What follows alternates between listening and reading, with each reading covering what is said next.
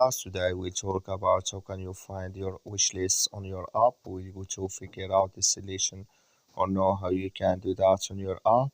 So you just follow these ways, then it's going to work with you. So all you have to do to find your wish list. So you just go down, you click here on wish list down here. You will find it here. You just click on it. So then it's going to take you to this list. Just wait in here to open with you. Then here you will find all wish lists you have in this list. Like you see here, I have no wish list here yet, but if you have it, can you just click on your wish list, and then it's going to take you to this list.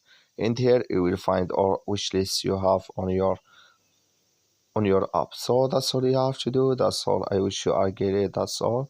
So thank you for your watching. Don't forget to support us by liking, subscribe.